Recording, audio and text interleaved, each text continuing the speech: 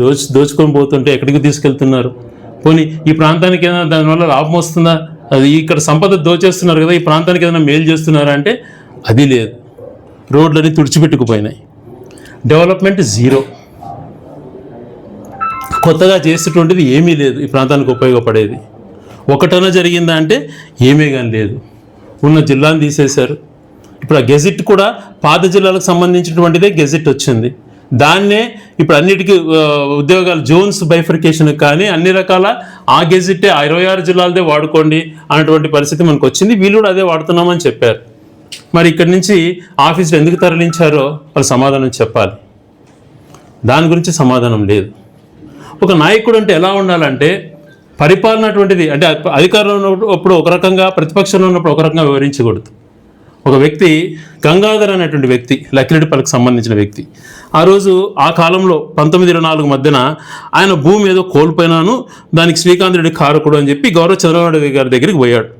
ఆయన దగ్గరికి పోయిన తర్వాత ఆయన పక్కన కూర్చిపెట్టుకొని మన చంద్రబాబు నాయుడు గారు ఇచ్చిన స్పీచ్ కబ్జా చేసే ప్రయత్నం చేస్తున్నారని అన్నమయ్య జిల్లా లక్కిరెడ్డిపల్లి మండలం పందిళ్లపల్లి గ్రామానికి చెందిన గంగాధర్ చంద్రబాబు వద్ద ఆవేదన వ్యక్తం చేశారు. వైకాపా నేతకు రాయచోటి ఎమ్మెల్యే గడికోట శ్రీకాంత్ రెడ్డి అండ ఉందని ఆరోపించాడు. పొలం రాసివ్వకపోతే తనను చంపేస్తారని బెదిరిస్తున్నాడని కన్నీటి పర్యంతమయ్యాడు.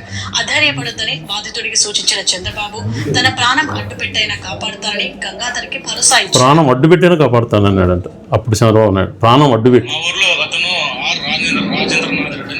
మాజీ ఎంపీటీసీ ఉన్నాడు సార్, వైసీపీ అతను. అది మంచి ఆయకట్టు భూమి సార్, 3 ఎకరాల వైసీపీ అతను. అతనికి ఇమ్మని అడిగాడు సార్. నేను ఎందుకు ఇవ్వాలని అడిగాను సార్. అతను ఎమ్మెల్యే గడికోట శ్రీకాంత్ రెడ్డి చెప్పినాడు, మోహన్ రెడ్డి కూడా చెప్పినాడు, ఆ భూమి ఇస్తే నేను 10 నిమిషాలు ఎవరిని చంపేస్తా అని చెప్పి ఒకసారి కొట్టాడు సార్. కొట్టడం వల్ల నేను ఊరు వదిలి వేరే చోటుకి వెళ్ళిపోయాను సార్. అప్పుడు ఇంటికి వెళ్ళేవాడిని. మళ్ళీ ఈ మధ్యలో ఎక్కువ బెదిరింపులు అయిపోయాయి సార్. ఈ మధ్యలో కూడా ఎస్ఐ సిఐ సార్ల ముందు పిలిపించి కొట్టాడు సార్. ఆ పొలం నాకు రాయిస్తే సరిపోయి, లేకపోతే నీ బిడ్డని చంపేస్తా అని చెప్పి పాపని 10 రోజులు కిడ్నాప్ చేసి ఇచ్చాడు సార్. మాకు ఫుల్ ప్రెజర్ చేస్తాను సార్. అది కాక ఇతరులతో కూడా కొట్టిస్తున్నాడు సార్. ఆ భూమికి దారిలో కూడా లేకుండా చేశాడు సార్. ఏం దారి లేకుండా మొత్తం క్లోజ్ చేయించారు సార్. ఆ దారి కూడా గవర్నమెంట్ ప్రభుత్వ భూమి సార్. పోలీసు వాళ్ళు కూడా అడిగా కంప్లైంట్ ఇచ్చాను సార్. సార్ నన్ను ఈ విధంగా సంపడానికి వస్తున్నారు, ఈ విధంగా చేస్తున్నాడు, కంప్లైంట్ తీసుకోవాలంటే మాకు ఒక గడికోట శ్రీకాంత్ రెడ్డి సార్ చెప్పినాడు, అందుకు మేము ఒక కేసు కట్టము, అతను నాయకుడు, అతను పొలం ఇచ్చేసి నీ పిల్లల బిడ్డలు తీసుకుని ఎక్కడ తీసుకెళ్లి బతుకమని చెప్పాడు సార్. ఆయన పేరు వినోద్ కుమార్ సార్, ఎస్ఐ గారు. సిఐ గారు వచ్చి వరప్రసాద్ సార్. ఆడికి అన్నమయ్య జిల్లా ఎస్పీ హర్షవర్ధన్ రాజును కూడా కలిశాను సార్. అతను ఏం స్పందించలేదు సార్. స్పందనలో కనీసం లేదా 150 కంప్లైంట్ పెట్టినా సార్. ప్రతి ఒక్కటి రిజెక్ట్ కొట్టినా సార్. ఒకటి కూడా నాకు న్యాయం చేయలేదు సార్ వీళ్ళు వైసీపీ. ఇప్పుడు నా భార్యకు పెద్దగా తెలియదు, ఈ చిన్న బిడ్డలు ఉంటారు, వీళ్ళ పరిస్థితి ఏం సార్? ఇప్పుడు నేను ఒక రాజకీయ నాయకుని కాదు, ఒక కార్యకర్తను కాదు, నేను ఒక సామాన్య మనిషిని, ఒక కూలి పని చేసి బతికేవాడిని సార్. నేను ఏదో ఈ రోజు ఆయనకి ఇబ్బంది వచ్చింది కాబట్టి ఆయన ఇబ్బంది ఆయన చూసుకుంటాడు అనుకుంటే, రేపు మీకు ఇబ్బంది వచ్చినప్పుడు మిమ్మల్ని పలకరించే మనిషి కూడా ఉండడు. ఆ విషయం మీరు గుర్తుంచుకోవాల్సిన అవసరం ఉంది. అందుకే నా ఆవేదన, నా బాధ. ఆ ఎమ్మెల్యే అండలేకపోతే ఎవడండి వాడు రావడానికి? మనకి ఎక్కడి ధైర్యం వచ్చిందండి?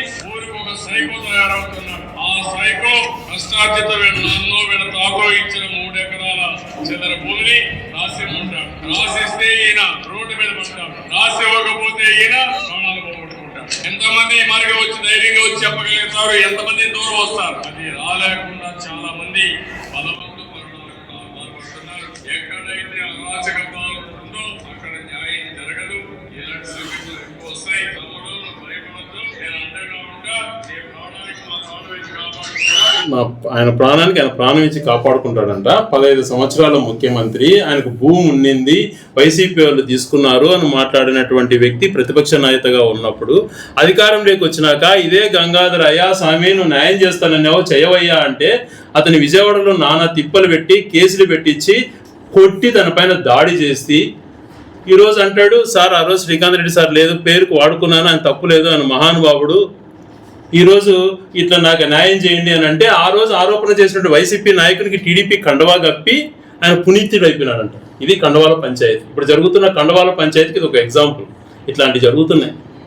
ఇటువంటి వ్యక్తులకు కండవాలు మారుతానే ప్రాణానికి అడ్డేస్తా, నా ప్రాణం అడ్డేసి కాపాడుతానంటే వ్యక్తి అవతలోడు కండవా కప్పుకుంటానే మర్చిపోయేటువంటి నీచమైన పరిస్థితి వచ్చింది అని అంటే ఎటువంటి రాజకీయాలు కొనసాగుతున్నాయి ఒక్కసారి ఆలోచన చేసుకో. ఎందుకు నేను ఇంతకుముందు జ్ఞానేశ్వరిది కానీ అంతకుముందు జరిగినటువంటి సుగాల ప్రీతిది కానీ సాయి కృష్ణది కానీ క్రాంతిది ఎందుకు చెప్పాను అని అంటే, ఇలాంటి దుర్మార్గమైనటువంటి నీచ నికృష్ట పరిపాలన సాగుతుంది. ఆ రోజున మేము ఏ తప్పు చేయకపోయినా అడ్డుగోలుగా వ్యవస్థను వాడుకొని మాపై నిందలేసి, తాను ఒక ముఖ్యమంత్రి 15 సంవత్సరాలు ముఖ్యమంత్రిగా నేనున్నాను ఇలాంటి మాట మాట్లాడచ్చా మాట్లాడకూడదు అని కూడా లేకుండా, దాని వాస్తవాలు కనుక్కోకుండా మాట్లాడి, ఆ రోజు ఇష్టానుసారం మాట్లాడి, ఈరోజు అదే మనిషి న్యాయం చేయండి అని అంటే అతన్ని దాడి చేసి అవతల ఆరోపణ చేసిన వ్యక్తిని టీడీపీలో కలుపుకొని స్వయంగా సిఐ లక్నపల్లి పోలీస్ స్టేషన్కి పోయి ప్రెస్ మీట్ పెడతాడు, అతను తప్పు గంగాధర్ అని.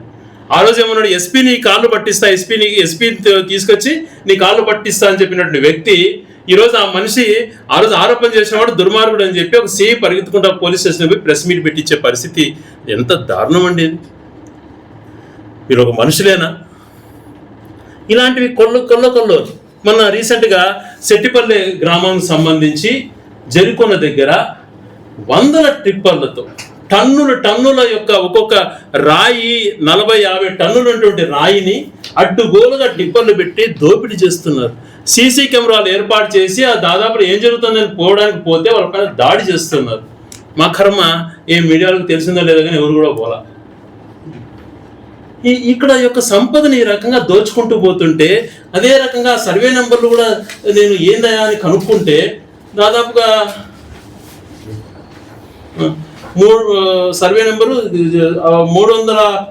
2451 ఒకటి సర్వే నెంబర్లో, ఇంకొకటి ఆ పక్క సర్వే నెంబర్లో 100 ఎకరాలు 2451 సుమారు, ఇదొకటి 2451లో ఈ బ్లాక్లన్నీ కూడా క్వారీ చేసి, ఈ ఫొటోస్ క్లారిటీ లేవు మీకు నిజంగా నాకున్నటువంటి ఫోటోలు, ఎందుకంటే అక్కడికి పోతుంటే దాడి చేస్తున్నారు, కొడుతున్నారు ఫోటోలు తీయడానికి పోతుంటే.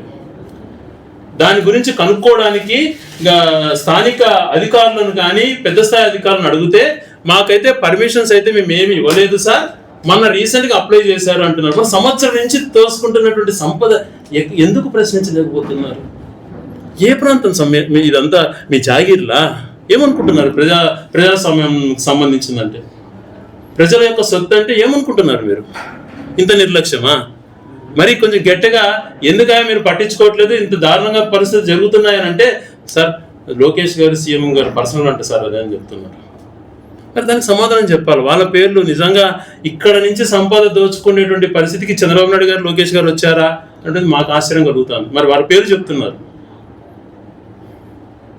నేను చెప్పే మాట కాదు, వాళ్ళు చెప్తున్నటువంటి మాట. వాళ్ళ పేర్లు చెప్పి వాళ్ళ పర్సనల్గా దోచుకుంటున్నారు సార్ అన్నటువంటి మాట మాట్లాడుతున్నారు. దీనిపైన సమాధానం చెప్పాల్సినటువంటి బాధ్యత ప్రభుత్వం పైన ఉంది. ఒకటి కాదు, రెండు కాదు. ఇలాంటి కొల్ల జిల్లా ఏర్పడే సమయంలో ఈ చుట్టుపక్కల రింగ్ రోడ్డు కానీ చుట్టుపక్కల ప్రాంతాలలో ప్రభుత్వ భూములు ఏమున్నాయని ఐడెంటిఫై చేయించి నేమ్ బోర్డ్ అక్కడ నోటీస్ బోర్డు డిస్ప్లే చేయించినటువంటి చరిత్ర నాది. నా పైన మాట్లాడతారు వీళ్ళు. ఆ లెక్కలన్నీ ఉన్నాయి కదా. తర్వాత ఈ 2-3 సంవత్సరాలలో ఏమన్యాక్రాంతమైనాయో అవన్నీ డేటాలు ఎందుకు చెప్పలేకపోతున్నారు? ఆ బోర్డులు పెరికేసి ఇష్టానుసారంగా ప్లాట్లు వేసుకున్నారు. నేను ఒకటే, ప్రభుత్వ ఆస్తులకు సంబంధించింది కానీ ప్రభుత్వ భూములకు కానీ కాపాడాల్సిన బాధ్యత ప్రతి పౌరుడిగా ఉంటుంది. ఒక రాజకీయవేత్తగా కాకుండా ఒక పౌరుడిగా చెప్తున్నా. ఒకవేళ అప్పుడు గవర్నమెంట్ ల్యాండ్స్ అనేటువంటివి ఉన్నాయి అన్నటువంటిది ఐడెంటిఫై చేయడం జరిగింది. కొన్ని ఈ పెమ్మడపల్లి దగ్గర పార్కులు కేటాయించాం, కొన్ని హాస్పిటల్కి కేటాయించినటువంటి సైట్లు కానీ, రింగ్ రోడ్లో విలువైనటువంటి స్థలాలు ఏవైతే ఉన్నాయో వాటిని ప్లాట్లుగా మార్చారు అని చెప్పి మాట్లాడుతున్నారు.